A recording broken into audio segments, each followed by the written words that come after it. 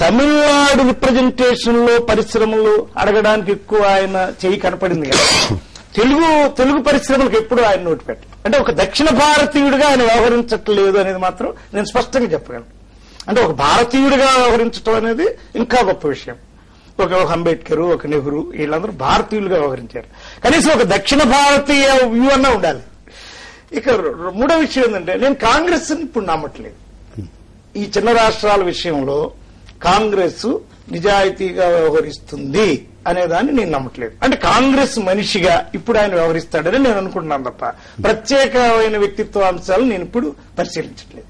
నేను అంబేద్కర్ వాదిగా చిన్న రాష్ట్రాలు కావాలని కోరుకుంటున్నాను. ఏ పద్ధతులు అంటే, భారతదేశంలో పరిపాలన కింద వాళ్ళకి చేరడం కోసం ఎంపీలు, ముఖ్యంగా ఆయన చెప్పిన ఒక్క మాటను మాత్రం నేను సమర్థిస్తా, ఎంపీలు తమ వ్యక్తిగతమైనటువంటి ఆస్తులను పెంచుకోవడానికే భారత కేంద్ర ప్రభుత్వాన్ని ఉపయోగించుకున్నంతగా మొత్తం వాళ్ళ రాష్ట్రం కోసం అడగట్లేదు. అందుకని 43 ఉన్నా 13 ఉన్నా 23 ఉన్నా ఒకటే అని ఆయన అన్న ఒక్క మాట మాత్రం నన్ను ఇంప్రెస్ చేసింది. ఇదే విషయం మీద మనతో మాట్లాడడానికి ప్రముఖ న్యాయవాది శ్రీ జంజాల రవిశంకర్ మనతో మాట్లాడడానికి అందుబాటులోకి వచ్చారు. రవిశంకర్ గారు నమస్కారం అండి. నమస్కారం సార్.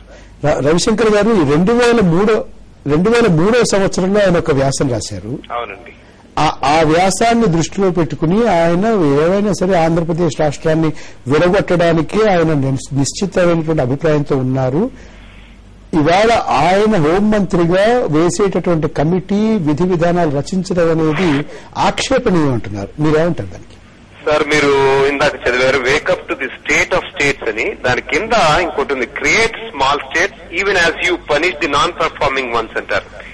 అంటే what is non performing once? First of all we have to discuss about that. Non performing once ఏంటండి? ఆంధ్రప్రదేశ్ నాన్ పర్ఫార్మింగ్ వన్స్ కాదు. ఆయన ఇంకో మాట మాట్లాడారండి ఇందాక. 222 పేజెస్ లో కనుక పేజీలో కనుక మనం చూస్తే, not all the states need to be bifurcated and trifurcated, but if there is a demand based on size, population and geographical characteristics, it seems the division would be a wise solution. అంటే ఆయన చెప్పదలుచుకుంది ఏంటండి, not all the states to be bifurcated or trifurcated, but if there is a demand based on size, population and geographical characteristics, it seems the division would be wise solution అంటాడు. అంటే తమిళనాడులో 10 కోట్ల మంది overall గా ఉండి, మదురై ప్రాంతంలో నుంచి 20 లక్షల మంది ఆంధ్ర ప్రాంతం వాళ్ళు అక్కడికి వెళ్లి సెటిల్ అయిన వాళ్ళు రిప్రజెంటేషన్లు ఇచ్చి మొత్తం మధురై నార్త్ ఆర్కాట్ దగ్గర నుంచి, అంటే వేలూరు దగ్గర నుంచి ఆల్మోస్ట్ ఈ రోడ్డు పైనుంచి వరుసగా అందరూ డిమాండ్ చేసి దీన్ని బైఫర్కేట్ చేసేమని చెప్పి అడుగుతుంటే, దాన్ని చేయడానికి ఆయనకి ఇది లేదు. ఆంధ్రప్రదేశ్ ని బంటికి చేయాలి. ఇందాక రెడ్డి గారు చాలా చక్కగా చెప్పారు. అంటే భౌగోళికంగా వైశాల్యం ప్రకారం చెన్నై కంటే ఆంధ్రప్రదేశ్, హైదరాబాద్ అద్భుతంగా డెవలప్ అవుతున్న ఈ స్టేజ్ లో దానికి కావాలని ఆయన దీన్ని చేయటం, మెడ్రాసును మాత్రమే ఉంచడానికి కనుక మనం ఆలోచించుకుంటే ఇది ఖచ్చితంగా ఆయనకి ఫైనాన్షియల్ గా గానీ, ఎకనామిక్ కండిషన్స్ లో గానీ, ఆయన లేకపోతే ఫైనాన్స్ 2003కి ఆయన ఫైనాన్స్ మినిస్టర్ కాదు. ఆయన ఇది రాసింది పూర్తిగా ఏంటంటే పొలిటికల్ గానే రాశారు. ఆయన పర్సనల్ ఒపీనియన్. ఇవాళ మనం కనుక ఆలోచించుకుంటే, ఒక ఆంధ్రప్రదేశ్ నుంచి ఒక ప్రైమ్ మినిస్టర్, కర్ణాటక నుంచి చీఫ్ మినిస్టర్ ఉన్నారు, ఇంతవరకు తమిళనాడు నుంచి ప్రైమ్ మినిస్టర్ గారు రాలే. అంటే ఆయన ఉద్దేశం ఏంటంటే సౌత్ నుంచి నెక్స్ట్ ప్రైమ్ మినిస్టర్ గా ఆయన అవ్వాలనే ఒక ఆలోచన మటుకు పూర్తిగా గోచరిస్తోందండి. దీన్ని కనుక ఆంధ్రప్రదేశ్ బైఫర్కేట్ చేసి తీసేస్తే 41 సీట్ల పార్లమెంట్ లో తమిళనాడు నుంచి ఆయన అవడానికే ప్రయత్నం చేస్తున్నట్టు కనిపిస్తుంది. ఆయన ఫస్ట్ తమిళనాడుని డివైడ్ చేసిన తర్వాత ఆంధ్రప్రదేశ్ ని డివైడ్ చేయమని చెప్పండి. ఎందుకంటే ఇవాళ మనం కనుక ఛత్తీస్గఢ్, ఉత్తరాంచల్ కనుక జార్ఖండ్ కనుక ఆలోచించుకుంటే, మీరు ట్రైన్ లో ప్రయాణం చేస్తూ ఇవాళ నుంచి ఢిల్లీ కనుక వెళ్తూ లేకపోతే నార్త్ ఇండియా వెళ్తుంటే, మమ్మల్ని ఎందుకు అనవసరంగా విడగొట్టారు, మా జీవితాలు ఇట్లా నాశనం చేశారని ప్రశ్నించే వాళ్ళు లక్షల మంది మీకు తగులుతారు. ఇవాళ ఆయన మనందరినీ ఎందుకు చేయదలుచుకున్నాడంటే, ఆంధ్రప్రదేశ్ ని ఇవాళ నాశనం చేసి ఆయన ప్రైమ్ మినిస్టర్ అవడానికి ఒక ప్లాన్ చేస్తున్నారు. ఇవాళ ఆయన ఇచ్చిన ప్రతి స్టేట్మెంట్ కనుక చూసుకుంటే, ఆయన స్టేట్మెంట్ 2003లో ఆయన ఇచ్చిన ఈ ఆర్టికల్ ని ప్రతిబింబిస్తుందండి. అక్కడ ఆయన చెప్పే స్టేట్మెంట్ కూడా 222వ పేజీలో, a view from the outsider లో, not all the states need to be bifurcated. అంటే మొదలు పెట్టడమే ఆయన చెప్పడం అందరికీ అవసరం లేదంటాడు. 14 స్టేట్స్ కి డిమాండ్ నుండి 100 సంవత్సరాల చరిత్ర ఉన్న మా మహారాష్ట్రలో దాని గురించి పట్టించుకోరు. ఆయన చెప్పేదల్లా ఏంటంటే ఇవాళ ఆంధ్రప్రదేశ్ కి మాత్రమే మేము వచ్చి ఇవాళ చేస్తున్నాము అంటే ఆంధ్రప్రదేశ్ మాత్రమే ఎందుకు చేయాలండి? సంవత్సరించి ఇంకెవరు ఉండటానికి వీల్లేదు. రవిశంకర్ గారు, సార్ రవిశంకర్ గారు ధన్యవాదాలు. మహేశ్వరరెడ్డి గారు, మీకు మీకు మీ వాదనకి బలం చేకూర్చేటువంటి మాటలు రవిశంకర్ గారు చెప్పారు. అయితే ఇందాక నేను మళ్ళీ ప్లే చేశాను. చిదంబరం గారు 9 ఏం చెప్పారు, 23 ఏం చెప్పారు, 28 ఏం చెప్పారు, 5వ తారీఖు ఏం చెప్పారు, మొన్న ఏం చెప్పారు, మళ్ళీ ఒక్కసారి మీకోసం మళ్ళీ నేను ప్లే చేశాను. అంటే 29వ తారీఖు చెప్పినటువంటి ఆయన రాసిన దానికి ఇంతతో సంబంధం ఉంది. కానీ రాను రాను అది అది అది అది వెనక్కి తగ్గలేదా, పలచబడలేదా? ఆయన తగ్గినాడా లేదా అనేది కాదు ప్రభాకర్ గారు. 9వ తేదీతో ఒక స్టేట్మెంట్ చేశారు. ఏం స్టేట్మెంట్ ఉన్నా చేయని. ఎందుకంటే రామాయణంలో ఉంది, సీత మీద అపవాదం వచ్చిన తర్వాత అగ్ని ప్రవేశం చేయించమని చెప్పి రాముడు కోరినాడు. అందులో ఈ రాజకీయాలకు సంబంధం లేదా అనంటే బస్సుల జాతీయకరణ వచ్చినప్పుడు ఒక ఆరోపణ వచ్చినప్పుడు నీలం సంజీవ్ రెడ్డి గారు తన ముఖ్యమంత్రి పదవికి కూడా రాజీనామా చేశారు. ఇక్కడ అంత మాత్రం కూడా కాదు, ఆయన ఒక వ్యాసం రాసినారు. ఇన్ మై వ్యూ అని ఆయన అభిప్రాయాలు ఉన్నప్పుడు, వ్యక్తిగత అభిప్రాయాలు ఉన్నప్పుడు ఈ చేసే పనికి నిష్పక్షపాతకత కనపడాలంటే మురళి గారు చెప్పినట్టు ఆయన ఇంటర్స్టేట్ డిపార్ట్మెంట్ అదేం పెద్ద ఒక ఆయనకున్న శాఖలో ఒక విభాగము, ఆ విభాగం నేను చిన్నగా వేరే వ్యక్తికి ఇస్తానని చెప్పినంటే ఆయన స్టేచర్ ఇంకా పెరిగిండేది. ఆ జరిగే ప్రక్రియకు నిష్పక్షపాతకం వచ్చేది. ఇవి జరుగుతున్న సంఘటనలు 9 గాని 23 గాని 5 గాని ఇవన్నీ విశ్లేషించినప్పుడు ఆయన ఆత్మ పరిశీలన చేసుకుని చేసినట్టు కాదు.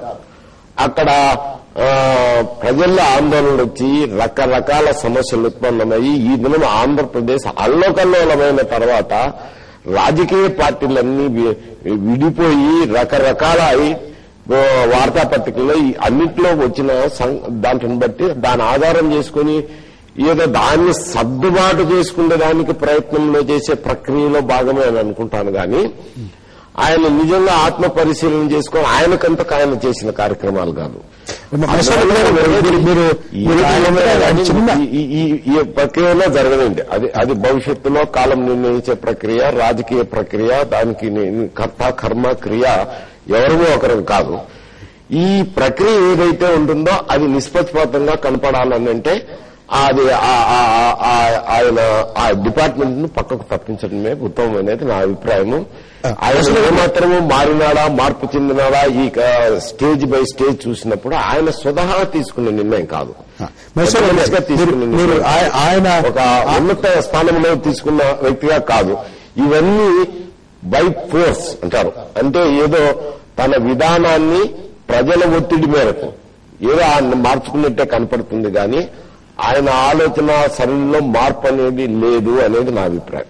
మహేశ్వర రెడ్డి గారు, ఈ మాట మీరు చెప్పారు కాబట్టి నాకు తెలిసినటువంటి చిన్న సమాచారం నేను ముందుంచుతాను. మొట్టమొదటిసారిగా రాజీవ్ గాంధీ గారి కేబినెట్ లో ఈయన సహాయ మంత్రిగా నియమించి టెక్స్టైల్స్ ఇచ్చినప్పుడు ఈయన ప్రధానమంత్రి దగ్గరికి ఏం చెప్పారంటే, టెక్స్టైల్ మిల్ ఓనర్స్ నాకు బంధువులు చాలా మంది ఉన్నారు, అంచేత నేను ఈ శాఖ తీసుకుంటే బాగుండదు అని చెప్పి స్వచ్ఛందంగా టెక్స్టైల్ శాఖని ఆయన విడిచిపెట్టారు. ఈ మాట కూడా ఒకసారి గుర్తు చేస్తాను మీకు. అదే మురళి గారు, మహేశ్వర రెడ్డి గారు చెప్పడం ఏంటంటే మీ వాదంతో పూర్తిగా ఏకీభవిస్తూ ఆయన మంత్రిత్వ శాఖలో ఉన్నటువంటి ఈ చిన్న డిపార్ట్మెంట్, ఈ చిన్న విభాగాన్ని ఆయన వదులుకుంటే ఆయన స్టేచర్ పెరుగుతుంది, అందరికీ కూడా దీని మీద ఒక విశ్వసనీయత పెరుగుతుంది అనేటువంటి వాదన చేస్తున్నారు. నేను కూడా అదే కదా చెప్పింది. నేనేం చెప్పానంటే హీఈజ్ ఏ మోరల్లీ అప్రైట్ పర్సన్ నా దృష్టిలో. అసలుంటప్పుడు ఆయన ఏం చేయాలంటే, ఇది నేను చేయను, ఇదిగో పక్కా వాళ్ళకి అప్పు చెప్తున్నాను, వాళ్ళు సైంటిఫిక్ గా మర్చిపోయారు రాశానని. ఎలా మర్చిపోతారండి? నేను ఎప్పుడు నా చిన్నప్పుడు రాసిన కూడా నాకు గుర్తుండే. ఎలా మర్చిపోతాం? ఒక ఇంటలెక్చువల్ గా ఆయన మర్చిపోతాడని అనుకోను. కానీ ఇంకొకటి కూడా నేను చెప్పదలుచుకున్నాను. ఒకటేనంటే, దగ్గర ఒక నెల రోజుల నుంచి నేను చదువుతున్నప్పుడు పత్రికలు కానీ మీ టీవీ ప్రోగ్రామ్ చూస్తున్నప్పుడు 2 విషయాలు ముందరకు వస్తున్నాయి. ఒకటేమిటంటే, ఆంధ్రప్రదేశ్ విభజించబడితే మొట్టమొదట బెనిఫిట్ అయ్యే తమిళనాడు ఇండస్ట్రియల్ గానీ ఒక వాదన వచ్చింది. రెండోది ఏమన్నారంటే, 60s దాకా కూడా ఎక్కడ ఇండస్ట్రీ అయినా మొట్టమొదటి తమిళనాడు పోయేది, ఎంటైర్ సౌత్ లో. మిగిలిన స్టేట్స్ అసలు పరిస్థితి లేదు. అలాంటిది 80s తర్వాత కర్ణాటక ఆంధ్రప్రదేశ్ అభివృద్ధి చెందినప్పుడు ముఖ్యంగా ఆంధ్రప్రదేశ్ బోత్ కర్ణాటకలో వచ్చినటువంటి ఐటీలో గానీ ఇండస్ట్రియల్ పరంగా గానీ రెండింటిలో కూడా అభివృద్ధి చెంది రెండు రాష్ట్రాలకి కాంపిటీషన్ చేసినప్పుడు ఇప్పుడు గ్లోబలైజేషన్ లో ఇంటర్ రీజనల్ కాంపిటీషన్ కామన్ అండి ఇది ఇందులో జరుగుతుంది అది చెప్తున్నప్పుడు మరి ఆయన పక్కకు తప్పుకుంటేనే మంచిది అనుకుంటున్నారు ఎందుకంటే otherwise it will reflect on. చివరిగా మన సమయం అయిపోయింది, ఒక 4-5 వాక్యాలు. నా ఉద్దేశం అయితే మొత్తం కాంగ్రెస్ ని నేను బాధ్యత చేస్తున్నాను. కాంగ్రెస్ ఆలోచనలు మార్చుకోవాలి. ఎందుకంటే చిన్న రాష్ట్రాలు ఏర్పడినప్పుడు అంబేద్కర్ ఇచ్చిన నోటుని పునఃపరిశీలించాలి. అంబేద్కర్ ఇచ్చిన నోటుని పునఃపరిశీలించాలి. అద్వానీ గారు రాసిన కూడా చదవాలి. తర్వాత హోమ్ మినిస్టర్, అప్పుడు హోమ్ మినిస్టర్ పటేల్ గారు చెప్పినవి కూడా చదువుతూ మనం ఇక చిన్న రాష్ట్రాలు ఏర్పాటు చేసే కమిటీలో ఎస్సీ, ఎస్టీ, బీసీ మైనార్టీని మళ్లీ ప్రజాస్వామ్యవాదులు ఇలాంటి ఇంటలెక్చువల్స్ ని కూడా చేర్చి అందరూ ఒపీనియన్స్ తీసుకున్నప్పుడే ఇది న్యాయం జరుగుతుంది అనుకుంటున్నాను. మనం చర్చను ముగించుకుందాం. కత్తిపద్మరావు గారు, మురళి గారు, మైసూర్ రెడ్డి గారు మా చర్చలో పాల్గొన్నందుకు మీ అందరికీ ధన్యవాదాలు. అలాగే మనతో ఫోన్ లైన్ లో చర్చలో పాల్గొన్నటువంటి జంజాల రవిశంకర్ గారికి కూడా కృతజ్ఞతలు. నమస్తే ఆంధ్రప్రదేశ్.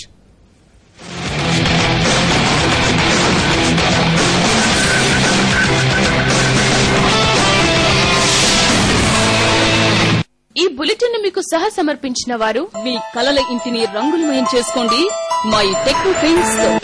గొంతులో గరగర క్షణాల్లో మాయం.